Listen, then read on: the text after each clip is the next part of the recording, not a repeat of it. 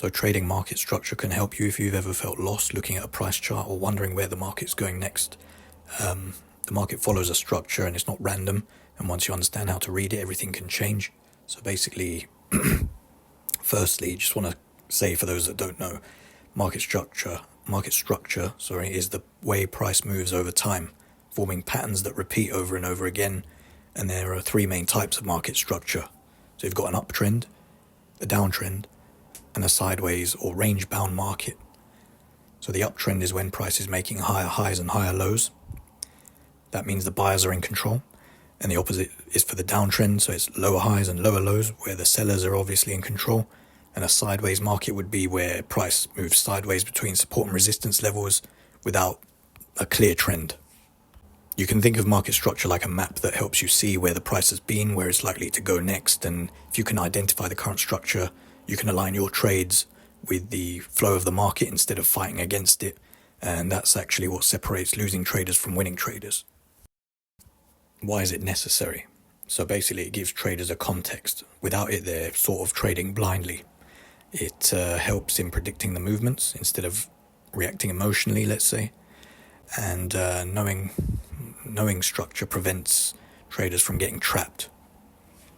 You should be aware that it can be hard to master for some people. Some people have so much of an analytical mindset which can actually prevent them moving forward in trading market structure, because if you are too logical or too perfect about everything, you might have a hard time identifying not just support and resistance, but whether it's an upwards or downwards or sideways structure, just because it doesn't perfectly fit what you think. So you have to actually take a step back and be a bit more general in your assessment when dealing with market structure. So that's one of the main challenges. But another one is also a time frame conflict, where a trend on one time frame could be just a correction on another. So be aware of that. And psychological biases. Sometimes traders force trends they want to see that aren't really there. So be aware of those, because those are the main challenges. So on to actually identifying market structure. So there's three main trends, as said, so the uptrend, downtrend, and sideways. So an uptrend is literally higher highs and higher lows. Price keeps making new highs, pulling back to form a higher low, and then proceeds to make another higher high. That shows the buyers are in control. The opposite's the downtrend. So if you identify lower highs and lower lows, price keeps making these new lows, retracing to form a lower high. That's when the sellers are in control and it's a downtrend. Then we've got the sideways market, which is pretty obvious. It's range bound. Price moves between support and resistance. It doesn't form a clear higher high or lower low. No strong trend. A quick and effective way is just literally just to look at it, look at the chart. Does it look like it's going up? Does it look like it's going down? Does it look sideways? If you can't tell, then it's probably best to stay out of that market and move on to another one. That's it, keep it simple. So there are two things to be aware of: break of structure and change of character. A break of structure confirms trend continuation. So in an uptrend, a break of structure happens when price makes a new higher high. So if it breaks this high, that's a break of structure and it confirms trend continuation. In a downtrend, the opposite's true. A break of structure happens when price makes a new lower low. So if it breaks this low, continues down, that confirms the trend continuation. That's called a break of structure. So just note that down. And the other thing is a change of character. So that signals a possible trend reversal.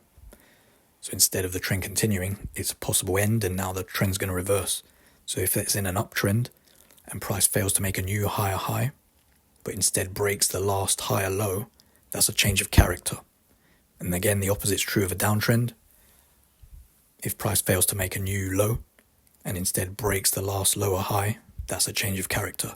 This suggests the trend might be changing direction. If you just want a quick way to remember that, break of structure means the trend continues, change of character means the trend might reverse. So there's something I call the trend range duality, which sounds complicated, but basically if you were to zoom out or in far enough, the market's simultaneously in a trend and in a range. So if you look at this example, you see the the wave oscillating up and down, right? So from where we are now, it looks like a range. But if we were to zoom in, it wouldn't look like a range anymore, it would look like a trend. And the same is true the other way around. If you're seeing a trend and you zoom all the way out or all the way in, it could be that it's a range. And you could zoom out infinitely and zoom in infinitely. So that's why I say it's simultaneously the market's always trending and ranging. So that's just good to get that into your head so that you know that the time frame matters.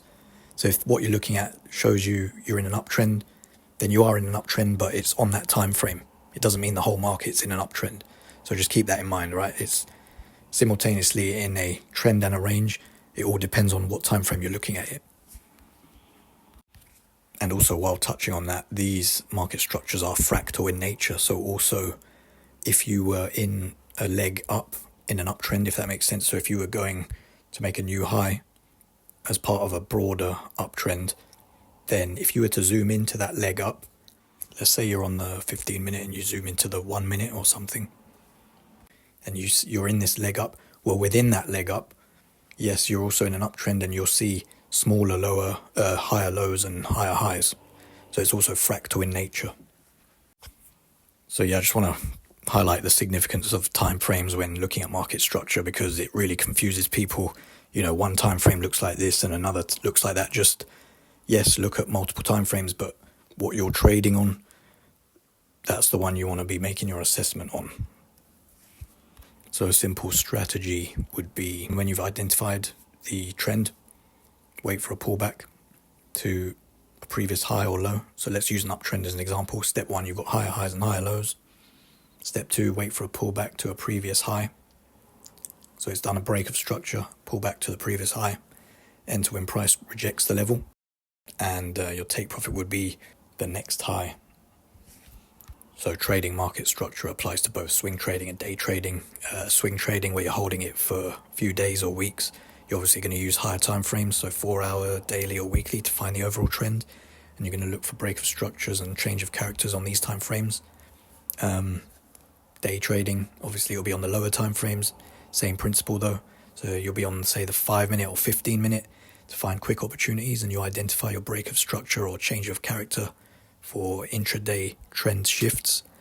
And the key difference is just basically that swing traders are focusing on the bigger picture, while day traders are focusing on short-term moves within the structure.